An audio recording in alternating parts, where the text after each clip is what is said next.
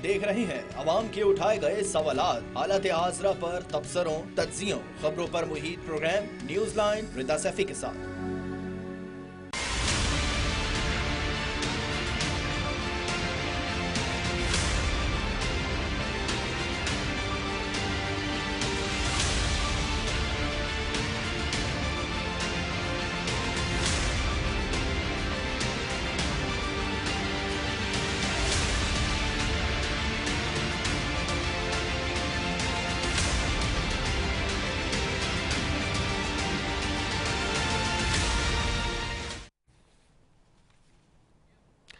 अस्सलाम वालेकुम, मैं हूँ रिदा सैफी। कराची एक बार फिर बारिशों के बाद पानी तले दब गया है। शहर की सड़कें, रिहायशी इलाके, बाजार सब मुतासिर हुए हैं।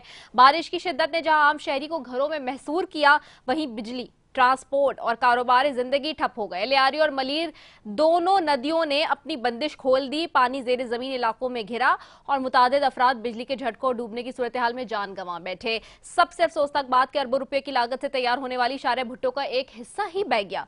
शारे भुट्टो जो कि मलीर एक्सप्रेस वे के तहत तामीर हुई थी, मलीर नदी से आने वाली फ्लैश फ्लड के बाइस मुतासिर हुई। इसके एक सेक्शन में कई फुट जो है वो चौड़ी दरार पैदा हो गई और सड़क ही बह गई।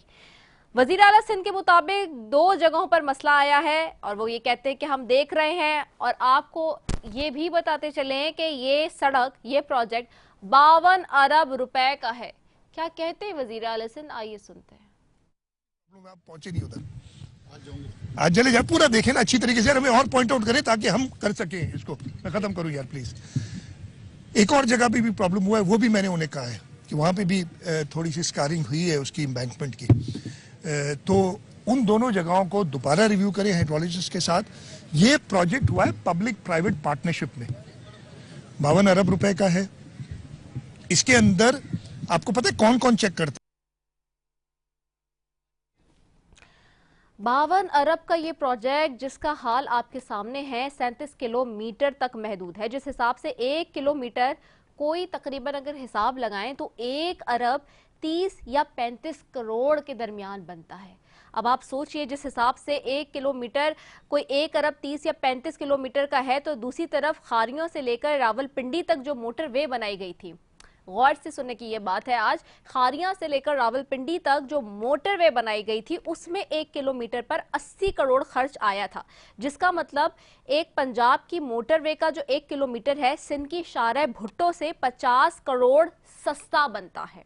जब कारकर्दगी का ये आलम होगा और ये कारकर्दगी होगी तो सवाल तो बिलावल भुट्टो साहब से होगा, लेकिन सवाल रूबरू कैसे किया जाए जब बिलावल भुट्टो के साथ उन्हीं के पसंदीदा सहाफ़ी जो मौजूद होते हैं।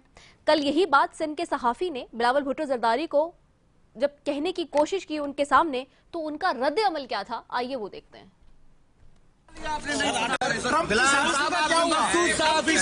हमारा सवाल ही आपने नहीं, आटा महंगा हो गया सर, आटा महंगा हो गया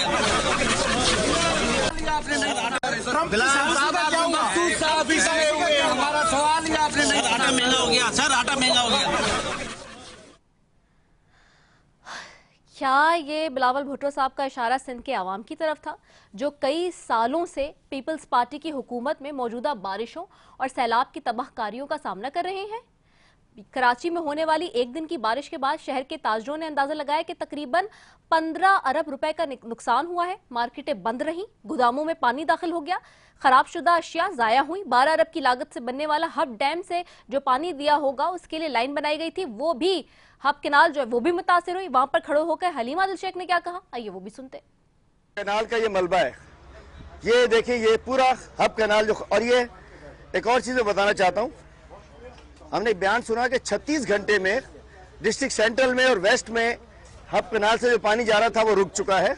हब डैम भरा हुआ है एरियाज, और 36 घंटे मैं चैलेंज से करना चाहता हूँ, बिल तो इसका अरबों रुपए का बनेगा, लेकिन 36 दिन में भी ये तैयार नहीं हो सकता।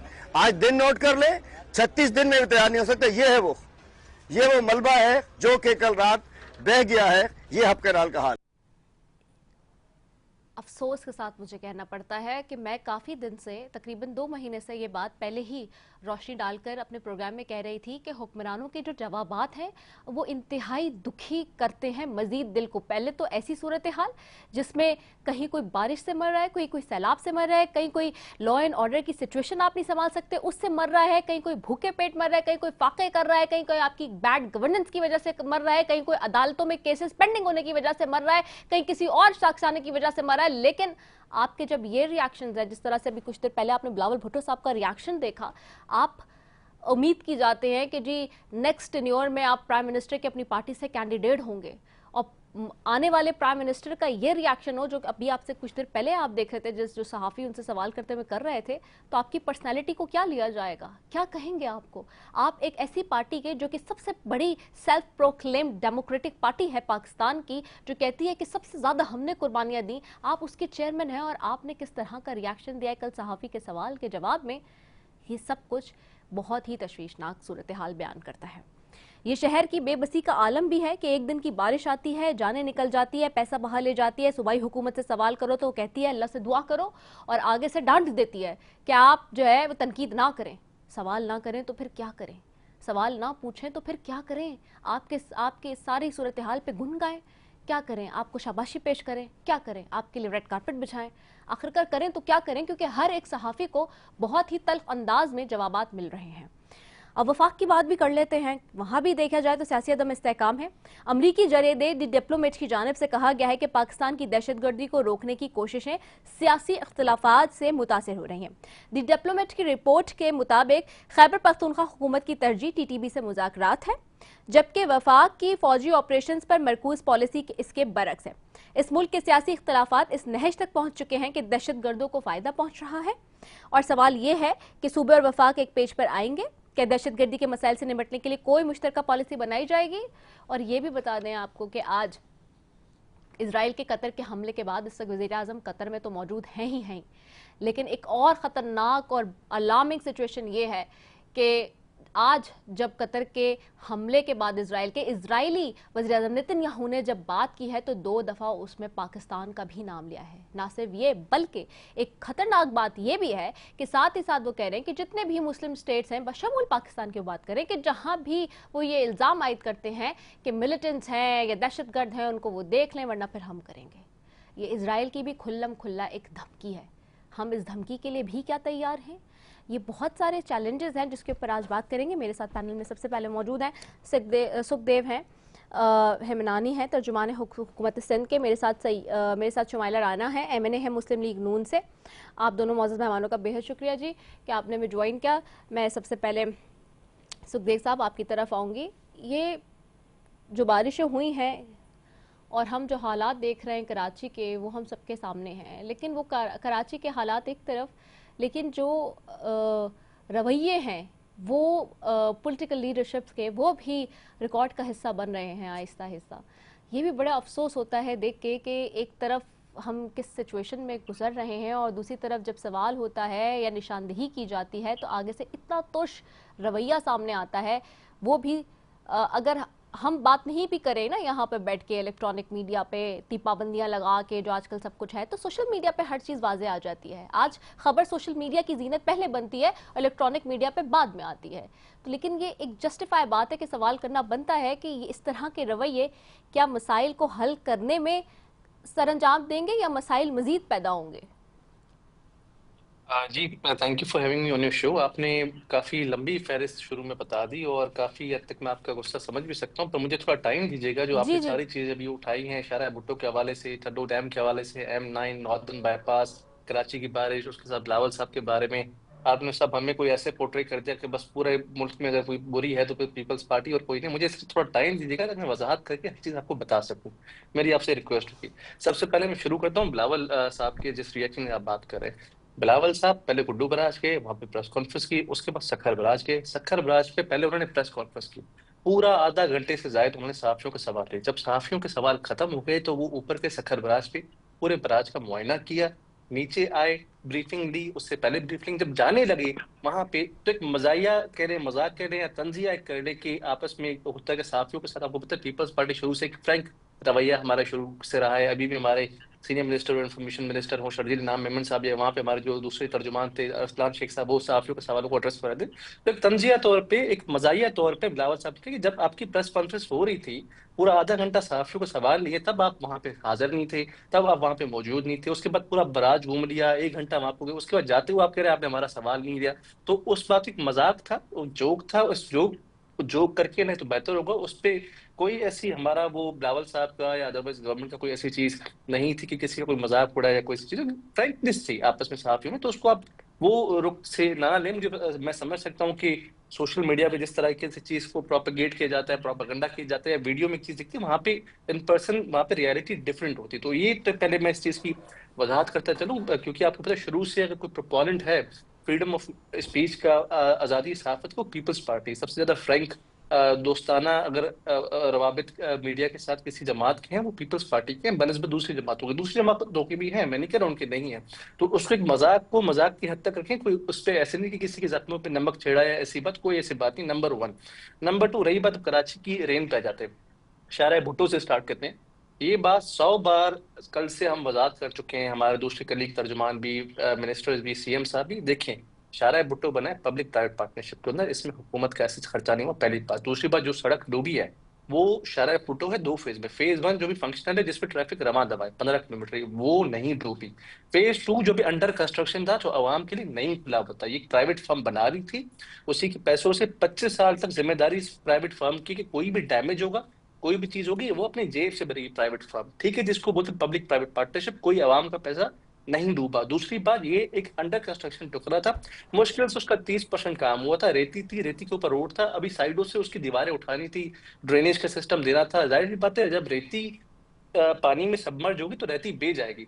तो शारा भुट्टो जो फंक्शन है वो नहीं डूबा, जो अंडर कंस्ट्रक्शन एक टुकड़ा था वो डूबा, पहली बात। तो ये शारा भुट्टो की मैं वजाहत करता चलूं, और जिस भी प्राइवेट फर्म का ये कॉन्ट्रैक्ट है पब्लिक प्राइवेट पार्टनरशिप के अंदर, वहां पर पूरी स्क्रूटनी हो रही है, हर चीज अंडर वॉच है। गवर्नमेंट का या आवाम के टैक्स का खिताब इंशाल्लाह जाया नहीं हुआ, और ना ही सिंध गवर्नमेंट होने देगी। पहली बात। रही बात बारिश के हवाले से, बारिश में बुरी सूरत हाल थी, बिल्कुल थी। क्यों थी अभी समझे। बस बात, लास्ट अगस्त में अभी जो 20 दिन पहले बारिश हुई, आप अपने देखा कि वो चोकिंग पॉइंट्स नहीं थे। एक पूरा का पूरा चोकिंग पॉइंट जो माउंटेनियस रेंज से, पहाड़ी इलाके से, ठड्डो डैम, गडा, वहां से पानी नीचे आया।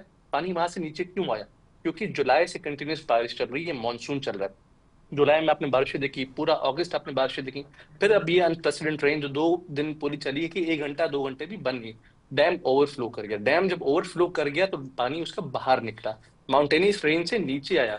बाहर कहाँ पे आया? M9 पे। M9 किसने बनाई है? फेडरल गवर्नमेंट ने। हमने नहीं बनाई, शुरू से हम उस पर इतराज उठा रहे हैं कि इस पे आप ड्रेनेज थे।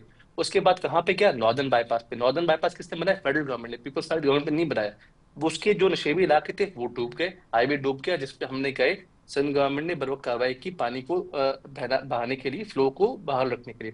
अब ये जो नेचुरल वाटरवेज है, जैसे ठड्डो डैम से M9 मोटरवे, उसके बाद पानी ने आना होता है लियारी नदी में और मली नदी में, उसके बाद कोरंगी क्रीक के थ्रू इसने अरेबियन सी में समुद्र में गिरना आता है। तो इसलिए आपने देखा होगा कि उन नदियों से जब पानी गुजरा तो वहां पे दुगयानी आई, चाहे वो लियारी हो चाहे वो मलीर हो। 350 से ज्यादा वो लोग जो नदी के बीच में जुगियां लगा के बैठे थे। आप मुझे बताएं कि दुनिया में आपने कहीं पे देखा कि नदी के बीच में, लेक के बीच में, नेचुरल वाटरवे के बीच में आप घर बना के बैठ गए हो? आप फिर एक्सपेक्ट करें कि पानी भी नहीं आएगा, वहां से कुछ भी नहीं आएगा। 350 से लोगों को रेस्क्यू 1122 सिंध गवर्नमेंट की पीडीए में, मेयर साहब, सीएम साहब, मिनिस्टर साहबान सब रोडों पे थे। सीएम साहब रात को 3:30 पे कराची पहुंचे, सुबह 8 बजे रोडों पे थे। ठीक है जी, 350 लोगों को एक रात में रेस्क्यू किया कि ये आप क्या हरकत कर रहे हैं कि नदी के बीच में, यार जो पानी का एक नेचुरल वाटर, उसमें आप बैठे हुए बीच में। कराची 1950s 1960s पे 80s पे 90s पे चाइना कटिंग करते करते जो नेचुरल वाटरवेज हैं कराची की, उनको आपने बंद कर दिया है। जाहिर सी बात, जब आप कुदरत के साथ खेलेंगे, इंक्रोचमेंट करेंगे, और पीपल्स पार्टी हुकूमत में इंक्रोचमेंट्स नहीं हुई है। मैं 50s 60s 70s 80s 90s China cutting 2000 early 2000 की बात कर रहा हूँ। और मैं इसकी बात कर रहा हूँ जिसकी सीएम साहब ने आज वजाहत की, जब पूरा का पूरा कैंटोनमेंट आपका जो बना हुआ है वो सिंध गवर्नमेंट के अंडर नहीं है, वो ग्रीन बेल्ट की जमीन के ऊपर बना हुआ है। जो जमीन पानी का जो बहाव है उसको जो है पानी का वाटरवे, उसके ऊपर बना हुआ, हाई राइजेस बनी हुई है। ये सिंध गवर्नमेंट के अंडर नहीं है। मैं वजाहत करता चलूँ, कराची का 100% है ना सिंध गवर्नमेंट के अंडर, जो कराची कराची आता है वो मुश्किल से 34% है, 33% है। 66% सिंध गवर्नमेंट के अंदर नहीं है, वफाक के अंदर है, कंटोनमेंट्स की में एयरफोर्स के अंदर है। ये सब जो भी आप कह रहे यूटिलिटीज या उन सब के अंडर आता है। उसके बावजूद भी हमने कभी ये नहीं कहा कि हम पूरे कराची का पानी नहीं निकालेंगे, हम सिर्फ उसके इलाके निकालेंगे जो हमारे अंडर है। हमने कभी ऐसा नहीं कहा। लियारी एक्सप्रेस वे हमने नहीं बनाई, हम शुरू से बोलते आ रहे हैं। मुशर्रफ के दौर में लियारी एक्सप्रेस वे बनी, क्वालिटी बनी। मुशर्रफ के दौर में M9 ये अपना नॉर्दर्न बाईपास बना जिसपे दुगियानी है, ये क्वालिटी बना। इसका आपने डिजाइन ही गलत बनाया, इसमें आपने ड्रेनेज का सीवरेज का निजाम ही नहीं दिया। जाहिर सी बात चीज होनी थी। आप नेचर के साथ खेलेंगे, नेचर बदला लेगी। आपने ये पूरा पंजाब में देखा, 42 लाख लोग मुतासिर हुए हैं, 42 लाख लोगों से ज्यादा। फिर ये जो आपके 4300 गाँव, पता नहीं 1000 से अल्लाह माफ करे ज्यादा लोग हमारे फौत हो गए पूरे मुल्क में। क्यों? ये क्या था? ये नेचर ने अपना बदला लिया, समझ लिया। नेचर के ऊपर, रावी दरिया के ऊपर आपने वहां पे घर बना लिया, हाउसिंग सोसाइटी बना ली। जाहिर सी बात आज नहीं, 5 साल बाद नहीं, 10 साल बाद कभी तो नदी, कभी तो दरिया बहना था। वहां पे बहा, यहाँ पे भी बहा। फिर भी हमने किसी का नुकसान नहीं होने दिया। 350 ज्यादा लोगों को रेस्क्यू किया। ये गवर्नमेंट मुतमईन है, सेटिस्फाइड है कि हमने अपनी जानिब से काम किया। ये आपका इशारा भुट्टो हो गया हब कनाल के बात। हब कनाल क्यों बैठी? अब कनाल के नीचे सुई साउदर्न की गैस पाइपलाइन जा रही है। जब इतनी बारिश हुई, ठड्डो डैम से पानी आया, सुई गैस की पाइपलाइन कोलैप्स कर गई। अब कनाल कोलैप्स नहीं किया। सुई साउदर्न की जो पाइपलाइन थी, ये रिकॉर्डेड है, मैं अपनी तरफ से नहीं बोल रहा। आप चाहे चेक कर लें, न्यूज देख लें अपनी, आप टीम भेज दें, वो चेक करवा लें। सुई साउदर्न की पाइपलाइन नीचे बैठ गई, धंस गई। ये सुई साउदर्न ने ही इसके अभी पैसे भरने, क्योंकि उनकी जिम्मेदारी है।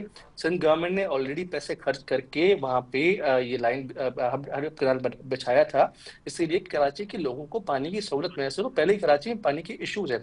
सिंध गवर्नमेंट या हमारी केएमसी तो भी हमारे पास है। हम ये तो नहीं कह रहे कि हम ब्लेम गेम में चले जाए कि जी हम दूसरे जो है कराची के 9 और टाउन्स भी हैं, फलारी जमात के पास से उन्होंने काम नहीं किया, हम दूसरों को पानी क्यों निकाले। 66% 65% तो शहर हमारे अंडर है भी नहीं। हम ब्लेम गेम में नहीं जा रहे। माजी के जो आपने जमातें यहाँ से गुजरी हैं, उन्होंने जो यहाँ पे हरकतें की, जो एक्सपेरिमेंट किए, चाइना कटिंग, ठीक हो गया सुखदेव साहब, आपकी बहुत सारी, उसका दूसरा ठीक है सुखदेव साहब, आपकी बहुत सारी बातों पे मैं पॉइंट आउट कर सकती हूँ उसमें चीजें, लेकिन वो मैं नेक्स्ट अभी जब आपकी तरफ आऊंगी फिर मैं उसमें मजीद बात करूंगी। मूविंग टुवर्ड शुमाइला राना साहिबा।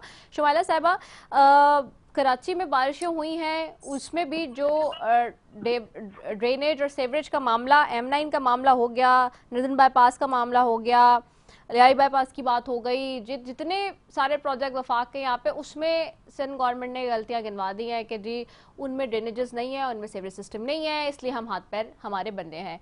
जब 3 दिन कबल जब मुर्तज़ा वहाब साहब प्रोग्राम में मेरे थे, मेरे कराची, उन्होंने कहा कि जी प्राइम मिनिस्टर ने मुझे 1 रुपया नहीं दिया। तो मैं क्या कहूँ, कराची जो कि मईशत चलाता है, अरबों खरबों का रेवेन्यू जनरेट करता है, पूरे पाकिस्तान को चला रहा है, रीढ़ की हड्डी है कहलाता है, क्या कोई उसकी ओनरशिप नहीं लेगा? बहुत शुक्रिया जी, आपने मुझे अपने प्रोग्राम में मदद किया।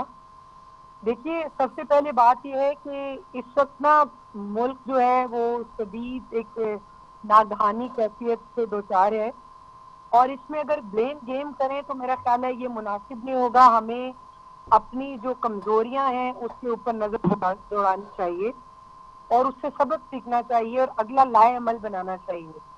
देखिए, मुर्तज़ा वहाब और पीपल्स पार्टी जो है वो वफाक के ऊपर डाल रही है। आप मुझे ये बताएं, 30 साल से यहाँ पे हुकूमत कौन कर रहा है? और 18वीं तरमीम के बाद सूबों को जो इख्तियारात हासिल हुए हैं, फंड सारे सूबों को आ गए हैं, इनका अब वफाक के साथ तो गिला बनता ही नहीं है। और अगर इनकी गिला ये बनता है तो बाकी फंड किधर गए भाई? जो इंसानों की जानो माल तो खतरा है, इंसानी जानों को खतरा है, उसमें आप लोग पैसे नहीं लगा रहे। आप लोगों को किस तरफ लगा रहे हैं? आप ब्लेम गेम से बाहर निकलें। अब ये वक्त ब्लेम गेम का नहीं है। आप माने कि आपने कराची को वो तवज्जो नहीं दी, सिंध में वो तवज्जो नहीं दी जो कि देनी चाहिए थी। मैं किसी के ऊपर इल्जाम नहीं लगा रही, ये मैं नहीं कह रही, ये चीजें वो हैं जो नजर आ रही हैं। ठीक है, ये चीजें वो हैं जो नजर आ रही हैं। ठीक हो गया, ऑपोजिशन की तरफ भी जाती हूँ। अली बुखारी साहब, आपको आवाज आ रही है? अली बुखारी साहब, आप मुझे सुन सकते हैं? अली बुखारी साहब, आपको मेरी आवाज आ रही है? अच्छा, मुझे अली बुखारी साहब की आवाज़ नहीं आ रही। I would take his stance later on. मैं I am moving back to Sukhdev Sahab की तरफ वापस जाऊंगी। सिंह साहब, आपने इसमें जो चीज़ें गिनवाई, खासतौर पे जो आपने कहा है कि लियारी नदी की आपने बात की, मलीर नदी की, देखें वहाँ के दोनों अतराफ, चाहे मलीर नदी हो या लियारी नदी हो, वहाँ पे हम देखते हैं इंक्रोचमेंट है। वो इंक्रोचमेंट, और जिसका अभी आपने खुद जिक्र किया कि जी लोग झुपड़े लगा के बैठे हुए हैं, लोगों ने घर बनाए हुए हैं, इसी तरह आउटकट्स पे हम देखते हैं ये सारी इंक्रोचमेंट है। जहाँ पे डैम्स की भी आपने बात की, वहाँ का पानी भी क्यों आया सड़क पे, M9 पे, वजह ये है, वो देखने की वजह इसलिए है क्योंकि वहाँ पे इलीगल कंस्ट्रक्शन है जो कि SBCA अथॉरिटी के तहत, चाहे सिंध में हो या फिर मैं पंजाब की बात कर लूँ, रुदा हो गई या जो भी, होल्ड ऑन, जो भी वहाँ पे अथॉरिटीज हो गई, वो भी मैं ये बिल्कुल जो है जिम्मेदारी के साथ ये बात कर सकती हूँ क्योंकि हम एक्सपर्ट्स के साथ भी प्रोग्राम्स कर रहे हैं और वो एक्सपर्ट्स यही कह रहे हैं कि जहाँ जहाँ ये पानी आया है इस दफ़ा, जहाँ पे पानी घुस गया, चाहे वो जितनी भी सोसाइटीज़ हैं, चाहे वो कराची से लेके लाहौर तक कहीं की भी बात कर लें, पंजाब हो या सिंध हो, जहाँ पे भी, उन्होंने कहा नेक्स्ट टाइम जब ये पानी आएगा, जब नेक्स्ट टाइम ये बारिश होगी, तो ये पानी आएगा नहीं, पानी अपने साथ ले जाएगा ये पूरा स्ट्रक्चर, क्योंकि ये बेसिस तो हो गई है वीक, ये स्ट्रक्चर्स तो हो गए बेस। सिमिलरली उन्होंने कहा ये वैसी एग्जांपल है जैसे केपी में फ्लैश फ्लड्स में हुआ है, वहां तो क्लाउड बस्ट आया है, वहां तो पहाड़ों से पानी आया है, वहां तो समझ आ रहा है कि जो सूरत हाल बनी है फ्लड्स की वो समझ आ रही है। लेकिन जो कराची की बात है या जो डेवलप सिटीज की बात हो रही है, लाहौर की बात हो रही है, वहां पे ये सूरत हाल अगली दफा इमर्ज होगी। फिर आप लोग क्या करेंगे? और फिर ये जो इंक्रोचमेंट्स हुई हैं माशाल्लाह से, उसके 17 साल में तो आपकी हुकूमत है ना, इसकी जिम्मेदारी कौन लेगा?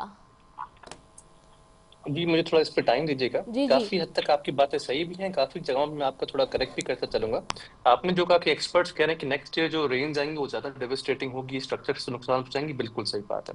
इंक्रोचमेंट्स, वाटर वेज को ब्लॉक करना, ना सिर्फ कराची, ना सिर्फ पाकिस्तान, पूरे पाकिस्तान की बात करूं मैं। अगर ब्लेम गेम पे आता, मेरी बहन बैठी है, मेरी बड़ी बहन है, मैं बोल देता कि 42 लाख लोगों को आपने डुबो दिया पंजाब में, या 400 लोगों को आपने वो जो है उनको उनका कत्ल हो गया पानी के जैसे केपी में, ब्लेम गेम हम नहीं कर रहे। मैं बोल दूं क्लाइमेट चेंज पे डाल दूं, मैं उन तरफ नहीं जा रहा, मैं एक फैक्चुअल बातें कर रहा हूँ। 2003 में जब जारी एक्सप्रेस वे बना, 2005-6 में जब नॉर्दर्न बाईपास बना, ये पीपल्स पार्टी गवर्नमेंट में नहीं बने। 1950-1960 में इंडस्ट्रियलाइजेशन की वजह से अयूब खान के दौर में आपने लियारी नदी पे जो है इंक्रोचमेंट करके उसको कमर्शलाइज कर दिया, पीपल्स पार्टी का दौर था। 90s में, अर्ली 2000 में मेरी बहन की पार्टी के जो नेताती हैं कराची से, उन्होंने चाइना कटिंग का यहाँ पे जो है ना बुनियाद डाला, जिसकी वजह से लियारी नदी, बड़ी नदी इंक्रोचमेंट का हमने हटाया है। ठीक है जी, ये हमने नहीं की, मैं ब्लेम गेम की तरफ नहीं जा रहा। मैं आपने नहीं की, चले आपने नहीं की, आपने नहीं की, लेकिन जिसने भी की, अब आप 17 साल से आप हटा देना। मुझे आप मुश्किल फैसले ले। मैं आपकी बात पे आ रहा हूँ, मुझे एड्रेस तो करने देना प्लीज। हम माजी का मैस साफ कर रहे हैं, काफी इंक्रोचमेंट्स हमने हटाई हैं, हम और भी हटा रहे हैं। ये जो आप कह रहे हैं कि लोग बैठे हुए थे नदी के बीच में, जुगी 2 घंटे में सेटअप हो जाती है। गरीब बंदा रातों रात दिखता है कोई नदी खाली है, कोई नाला खाली है, उसके ऊपर खड़ा हो जाता है। जैसे ही हमने पानी देखा, हमने उन लोगों को वहां से रेस्क्यू किया। ये वो लोग हैं जो रोड पे रहते हैं, जिनके पास पक्के घर नहीं बने हुए थे, झोपड़ी जो होती है वो टेंट वाली। 350 लोगों को हमने 2 घंटे में जाके रेस्क्यू किया, किसी को फौत नहीं होने दिया। 1-2 हलाकतें अनफॉर्चुनेटली हुई, बट उस पर भी आप देखेंगे कि जिस तरह से चीज ना होनी चाहिए थी। आप बिल्कुल तनकीद करें, तनकीद ना करें, तनकीद बराए असलाह करें। आपकी बात सही, कौन करेगा? सबको इस पे भी कलेक्टिव एफर्ट करनी पड़ेगी। जो भी शहर के स्टेक होल्डर्स हैं, जो भी सियासी जमातें माजी में रही हैं, अभी मैं कहूँ कि सिर्फ हमें तो सिर्फ 2 साल हुए KMC में आए, इस में हम उस चीज पे नहीं जा रहे। आए सब साथ बैठते हैं। इंक्रोचमेंट्स हमने कोर्ट के थ्रू भी पहले हटाई हैं, पूरा सदर, पूरे लियारी नदी, पूरा मलीर एक्सप्रेस पे हमने हटाया है। अभी ड्रेनेज जो M9 डूब गया, जिसपे ड्रेनेज नहीं था, मोटरवे 2013 में बना, हमारी हुकूमत में नहीं बना। नॉर्दर्न बाईपास डूब गया, उसका पानी भी हमने निकाला, उस पर हम कल्टीवेट जो है वो दे रहे हैं, कल्वेट जो होता है ड्रेनेज का, उसका पहले से हमने प्रपोजल सबमिट किया। आए सब साथ बैठे। This is not the right time for blaming game. You are right. पूरा मुल्क this is your golden period. This is the golden period for your party.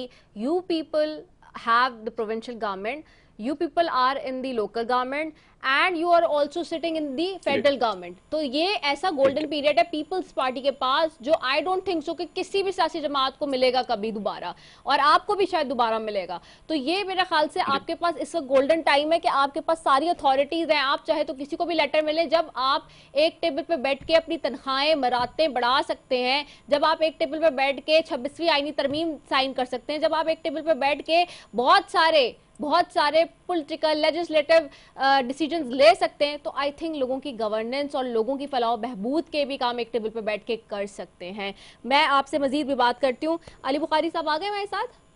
जी अली बुखारी साहब, आपको आवाज आ रही है? जी आ रही है। अली बुखारी साहब, हम देख रहे हैं कराची से लेके खैबर पख्तूनख्वा तक जो बारिशें, जो सैलाब, वो सब हमारे सामने है। कराची हो, लाहौर हो, डेवलप्ड एरियाज़ में, या KPK का पेशावर हो, सभी कहते हैं कि जी सारे एरियाज़ डूब गए हैं। ऐसी सूरत हाल में आपकी क्या पॉलिसी है उधर भी, और जो आप यहाँ सूरत हाल देख रहे हैं हुकूमतों की, आप कितना ज़्यादा मुतमईन हैं एज एन ऑपोजिशन जो काम हो रहा है इस वक्त? बिस्मिल्लाहिर्रहमानिर्रहीम, बहुत शुक्रिया इदा।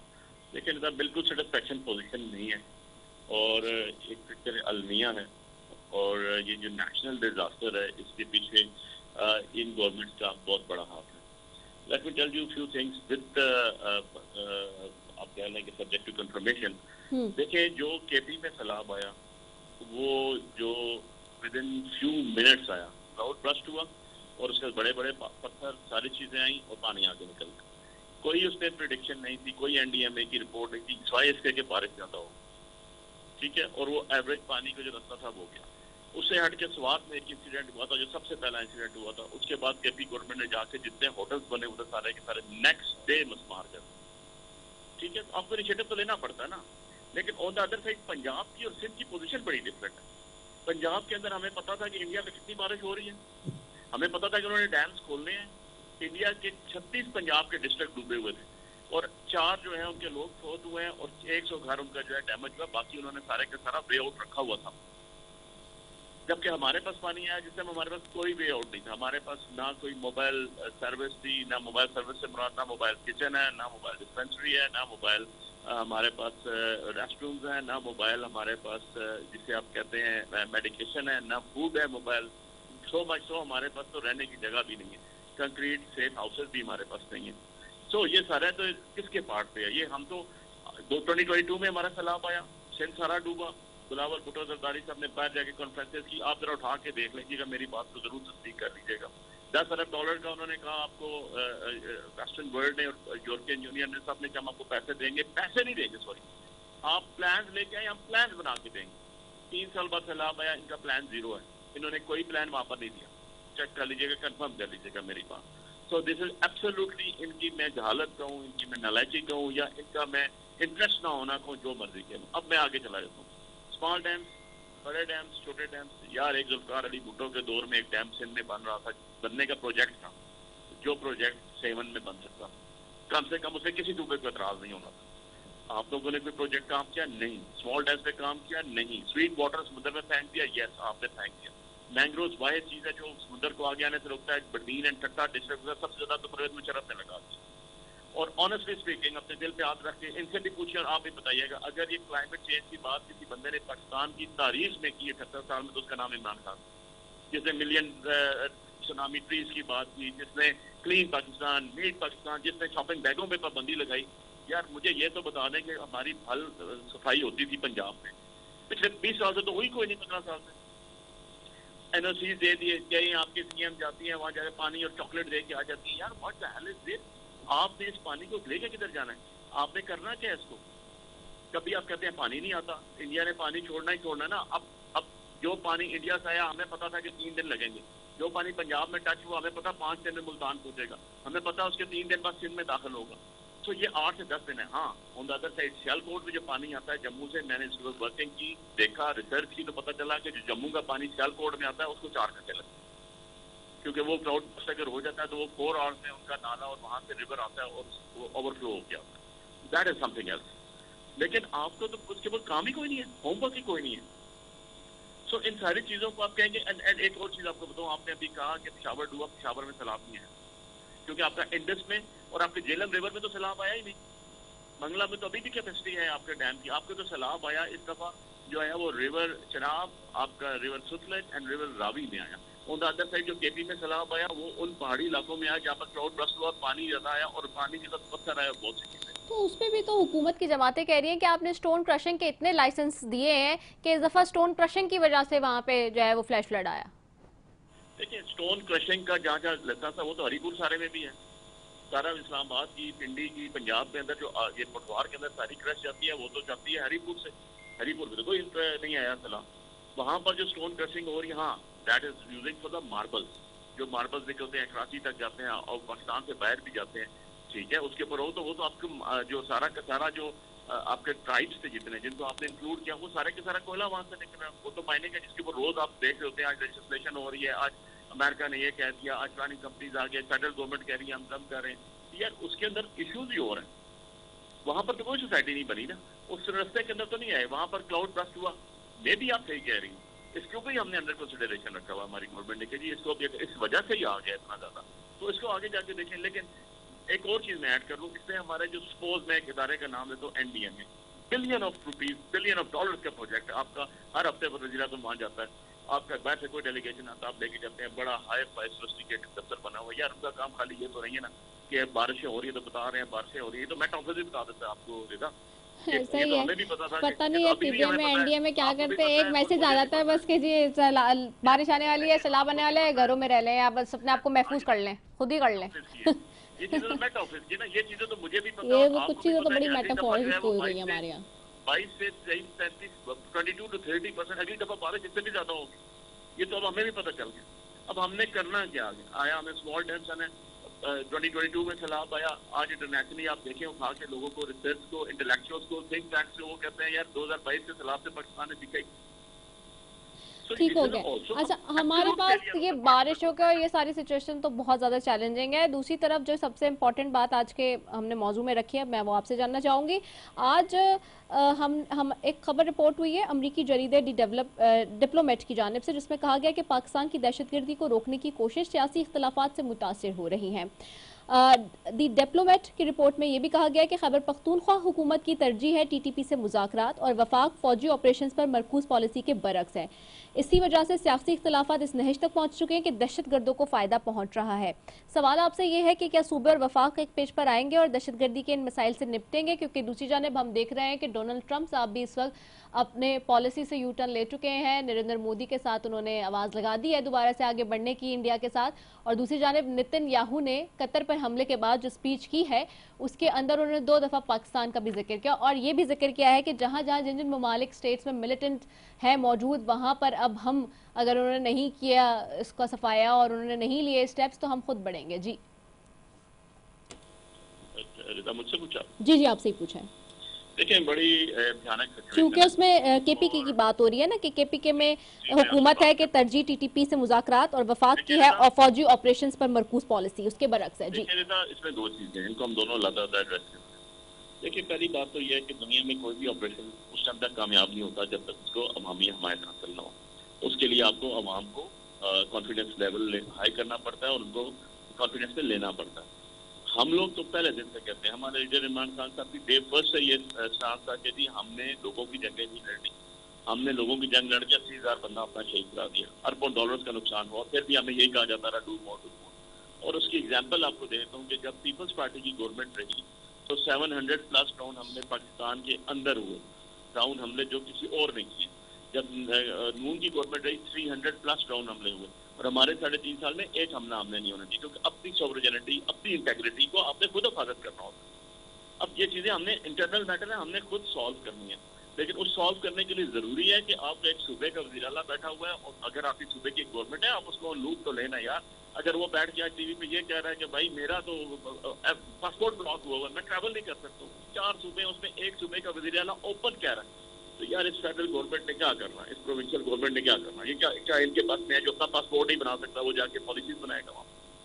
तो इस चीज का फिक्र अलमिया है ये बहुत बड़ा।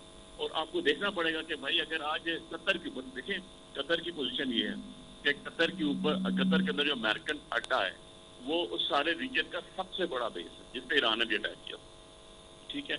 उस बेस के होते हुए अटैक हो गया, मीनिंग बाय कि वहाँ से कोई इंटरप्शन नहीं हुई उनको, किसी किस्म की इंटरसेप्शन नहीं हुई उनको। बल्कि अभी तो मैं सुन रहा था थोड़ी देर पहले कि पता चला कि उनके जो एयरक्राफ्ट थे उनको यहाँ से जहाज उड़ के रीफ्यूलिंग की हुई।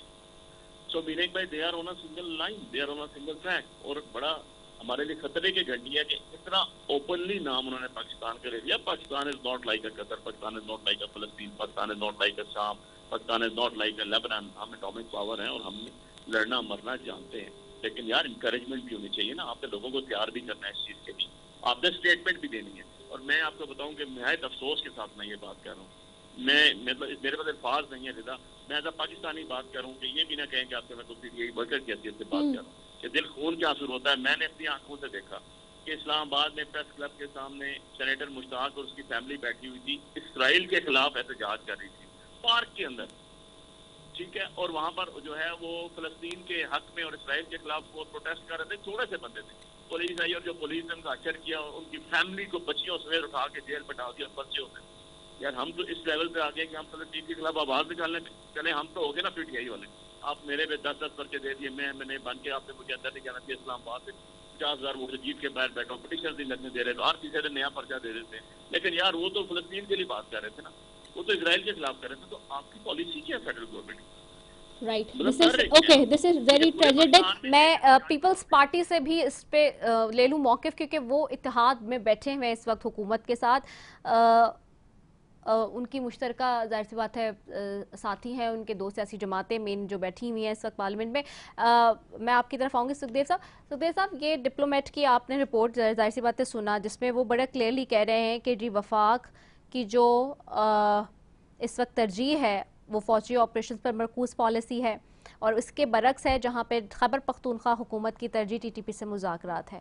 अब ये जहाँ सियासी इख्तिलाफात इस नहज तक पहुँच जाएंगे तो फिर ये कैसे होगा आगे के ये मामलात हल हों और इसको फिर दुनिया भी देखे? देखिए इस वक्त जो केपी में सूरत हाल है, मेरे भाई तो हर चीज होंकी डोरी कह गए, केपी में पता नहीं बस वो दूध की नहरें बह रही हैं, 450 लोग 1 घंटे 2 घंटे में शहीद वो फोत हो गए, वो क्लाउड बरसता, कराची में हमारी नाकामी। चले ठीक है, सबसे ज्यादा जो रुकावट है इस वक्त पीस टॉक्स के अंदर या ये ऑपरेशन के अंदर वो केपी का हमला है, पीटीआई जाफर एक्सप्रेस पे हमला हुआ, हमारे पाकिस्तानियों को शहीद किया, हिंदुस्तानी एजेंट्स ने आके नेशनल सिक्योरिटी के ऊपर मीटिंग चेयर कर रहे हैं, ब्रीफिंग दे रहे हैं, आर्मी चीफ साहब पीटीआई बैकआउट करके बैठी है, क्या बोल रही है इमरान खान को रिहा करो फिर हम नेशनल सिक्योरिटी पालेंगे। ये किस मुंह से नेशनल सिक्योरिटी की बात करते हैं? आपने देखा अभी केपी में वाहिद केपी गवर्नमेंट कहते हैं जी हम वफाक को नहीं मानते, हम तालिबान से खुद बात, यही इमरान खान है 2018 में जिन्होंने रीसेटल किया तालिबान को केपी में, उसका अभी पूरा पाकिस्तान भुगत रहा है उसकी इनकी जो हरकतें है। केपी में आए दिन आप डेरा इस्माइल है तो या दूसरे जो है टैंक हो गया, अक्सर डिस्ट्रिक्ट में कर्फ्यू लग रहा होता है, फिर भी इनको मसला नहीं होता, वहां पे आए लोग हमारे जवान शहीद हो रहे थे, इनके लिए फिर भी वफाक बुरा है। भाई आपको कोर्ट ने अगर पासपोर्ट ब्लॉक किया तो हमने तो ब्लॉक नहीं किया ना, तो मेरे के नजर में जो वहाँ पे जो सहूलतकारी कर रहे हैं तालिबान को, ये पीटीआई गवर्नमेंट ही कर रही है। सबसे बड़ा रुकावट जो है काफी हद तक डिप्लोमेट की रिपोर्ट सही है कि सियासी इख्तलाफात ही रुकावट है जिसकी वजह से हमारी सिक्योरिटी हैम्पर हो रही है, और पीटीआई को अपनी गिरबान में झांकना पड़ेगा कि भाई नेशनल सिक्योरिटी के ऊपर आपकी सियासत नहीं है, आप ये इमरान खान की कल्ट पॉलिटिक्स से निकल आए। हमारे ऊपर इंडिया का हमला हो जाता है, ये फिर भी कहते हैं इमरान खान को रिहा करो, वो आके हर चीज फेंक कर लेगा, जाफर एक्सप्रेस हो जाता है कहते हैं इमरान खान को रिहा करो, तालिबान हमला करते हैं कहते हैं इमरान खान को रिहा करो। पता नहीं कौन सी इनकी जो है ये इनका माइंड सेट है, तो इनको ये बगावत वाले माइंड सेट से निकलना पड़ेगा, रियासत को स्ट्रेंथन करें। केपी में आपने तालिबान को रीसेटल किया, रियासत आपको माफ भी करे, तो ये आप जो हरकतें ना करें कि हम जो है तालिबान से मुज़ाकरात करेंगे। मुझे समझ नहीं आ रहा केपी के अवाम क्यों जो है वो फौजी ऑपरेशन की हिमायत नहीं करेगी तालिबान का अगेंस्ट। तालिबान जो वहां पे उनके एमएनए से 12 साल से मीडिया की गवर्नमेंट है, वहां की एमएनए से एमपीए से बता ले रहे हैं, आम बंदों से बता ले रहे हैं, पर पूरे जो है जिलों में उन्होंने जो वो हालत कर दिया, आपने देखा है पूरा दहशतगर्दी फैल गई। तो आप कह रहे हैं कि केपी के अवाम जो है उसके ऑपरेशन में हक में नहीं, आप बोल रहे इसलिए हम मान ले, मुझे तो बड़ी इनकी बेतुकी बात रखी, बिल्कुल ये काफी हद तक रिपोर्ट सही है, थोड़ा पीटीआई को बोले अपने गिरबान में जाके और ठीक है। सुखदेव साहब आपका बहुत शुक्रिया। मैं जाफर मंदुखेल साहब की तरफ जाऊंगी। जाफर साहब आपको आवाज आ रही है? अच्छा, जाफर मंदुखेल साहब की तरफ जाऊंगी मैं। अली बुखारी साहब आपको आवाज आ रही है मेरी? जी अली बुखारी साहब, जो बात अभी सुखदेव साहब कह रहे थे आप कैसे रिस्पॉन्ड करेंगे? जी यार ये तो इलॉजिकल बात है ना, ये तो मैं सिर्फ कहूँगा एक किस्म का पॉलिशिंग वाला ही मटेरियल है, अदरवाइज जिसमें कोई लॉजिकल बात है या तो मुझे बताया ना कि आपने लॉजिकल बात की। भाई मेरा तो लीडर इमरान खान है, इमरान खान जेल में है, he was the prime minister. आपको तो भुट्टो साहब को गो हुए जो है 47 ईयर्स हो गए और आज भी आपका भुट्टो जिंदा है, और जिससे इनका हाल है वो तो सारे देख ही रहे, तो आपको रिदा मुझसे बेहतर पता है। कराची शहर जो पाकिस्तान का हब है उसका जो हशर हो गया, जो हब ठीक है। अच्छा, मैं इसमें जरा हुकूमत का भी मौक़िफ़ ले रही हूँ ना, नून लीग से ले लेती हूँ, बस मेरे पास 2 मिनट ही रह गए खाली। जाफ़र मंदुखेल साहब हैं जो कि पाकिस्तान मुस्लिम लीग नून से गवर्नर बलोचिस्तान भी हैं, उनसे भी जानती हूँ। जाफ़र साहब, आपको आवाज़ आ रही है? आ रही है जी जाफर साहब, बहुत शुक्रिया आपकी कीमती वक्त का। जाफर साहब, डिस्कशन हो रही है इस बात पे कि हम देखते हैं कि आज दी डिप्लोमेट में एक शाया हुई है खबर, एक रिपोर्ट शाया हुई है जिसमें अमरीकी जरीदा है ये, जिसमें कहा गया है कि केपी की हुकूमत की तरजीह टीटीपी से मुज़ाकरात है, जबकि वफाक की फौजी ऑपरेशंस पर मरकूज पॉलिसी इसके बरक्स है। इससे मुल्क के जो सियासी इख्तलाफात हैं वो इस नहज तक पहुँच चुके हैं कि दहशत गर्दों को फ़ायदा पहुँच रहा है। आप क्या कहेंगे? मैं क्या कह सकता हूँ इसमें, केपीके की अपनी रिजर्वेशन है, वो तो उनके साथ फिर ये जब बात करेंगे तो फिर पता चलेगा कि उनके क्या रिजर्वेशन है। वैसे तो इस मुल्क में मैं समझता हूँ इसमें तो जो जहाँ तक दहशतगर्दी का एलिमेंट है उसमें पूरा मुल्क एक पेज पे है। अभी हम पीटीआई से बात कर रहे थे तो वो कहते कि वफाक में हमें पूछा नहीं जाता, हमारे एक सूबे का वजीर आला है, उसका नाम ईसीएल में, उसका पासपोर्ट नहीं है उसके पास, वो ट्रैवल नहीं कर सकता, लोगों को जो है वो ऑपरेशंस के लिए वफाक जो है वो एतमाद में नहीं लेती, इसके लिए बैठ के पहले बात करनी चाहिए। आप क्या कहते हैं? नहीं, ये इस तरह भी बात नहीं है कि उनको कोई एतमाद में नहीं लेते। डेफिनेटली वो